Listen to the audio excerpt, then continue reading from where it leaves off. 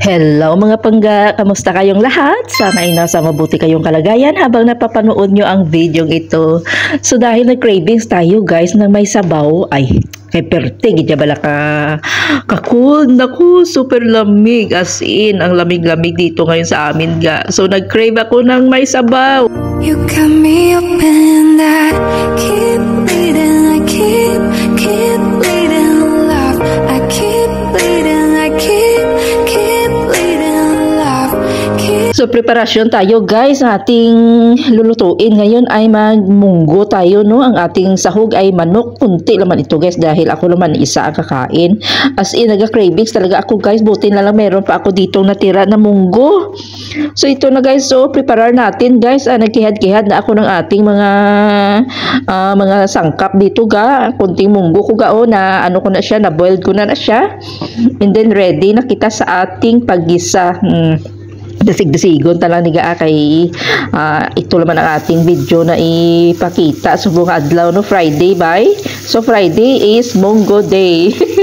Ewan ko ba bakit na pagkaano nila nga basta Friday magmunggo ka, no? Pero ako niya na to na timingan na naiga kay dapat sa the other day ko pa ito ga ipalabas ka galing kay hindi ko bala komportable malaga ano guys mo mag-upload sa video nga hindi ko na-edit or ano, kailangan gusto ko may voice over ako ga. So ito gisa-gisa tayo, tamang gisa-gisa dito or nagapinitla na taganit din, no, nagamikos-mekos na ako dito guys ng ating mga aromatics. So yun ang ating pampalasa. Meron akong pampalasa dyan na chicken cubes o kunting ano lang daw, 4 na hiwa na manok siguro ga, kasi kunti naman ito guys. Ako naman isa dito kakain ito.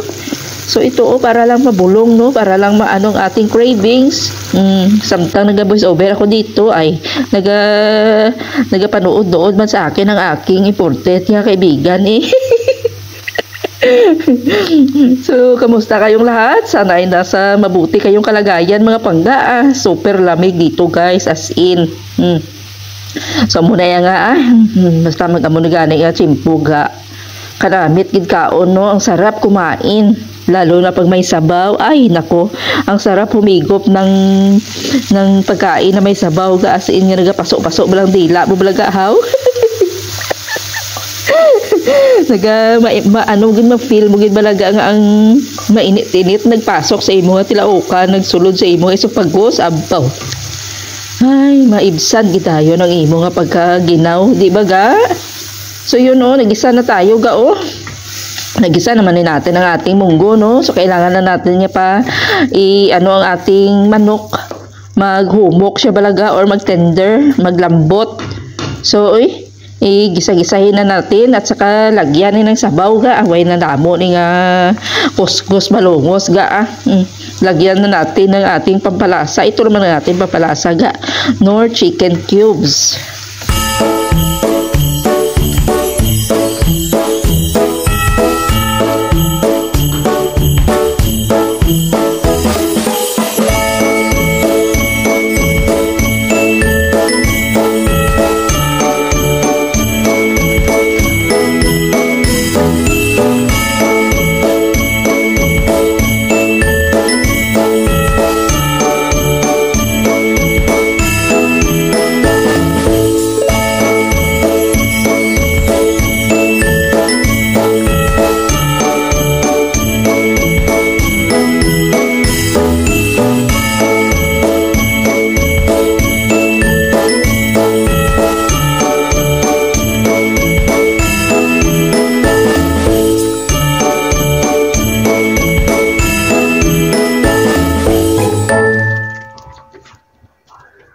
Timpla na natin ito guys, kunting asin at saka black pepper lang guys.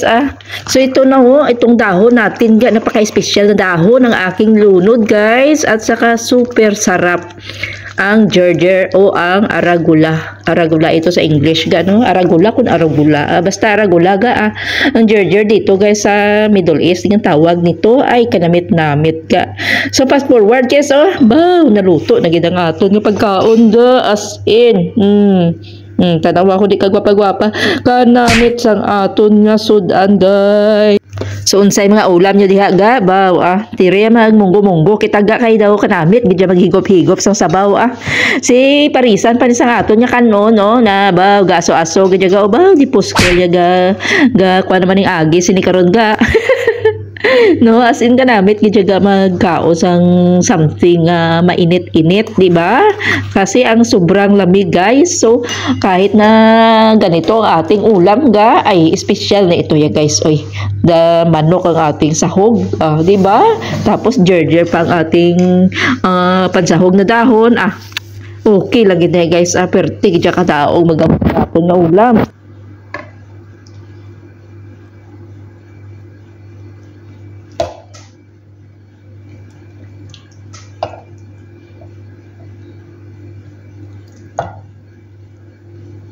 Ipa dayaw-dayaw tanana nga aton nga ulam nga munggo ga no. Pero tutuod ga ang sarap talaga ng aking ulam ga. So magpasalamat muna tayo before tayo maghabhab ga. So pasalamat tayo nga nakakain tayo ng masarap ngayon. Ilang days na lang magpapasko na guys. So karamihan siguro nakabato na no, nakatanggap na ng mga kuan nila 13th month, mga bonus.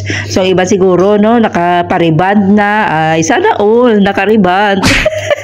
Pero ko ga di pugay 8 years nga OFW pero ni minsan hindi patanay na riba ang ako nga buhok ga pero okay lang nga siya guys. Ang importante ko anong importante yun ang ating uunahin no.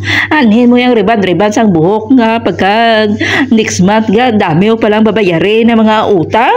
Tandaan nyo ang bayad sa riban ay katumbas na yan ng isang sakong bigas. So ano talagang nagipinitlaan man ko ga ado talagang uunahin nyo ang magpariban ka or ang magbili ng kailangan ng pamilya mo di ba?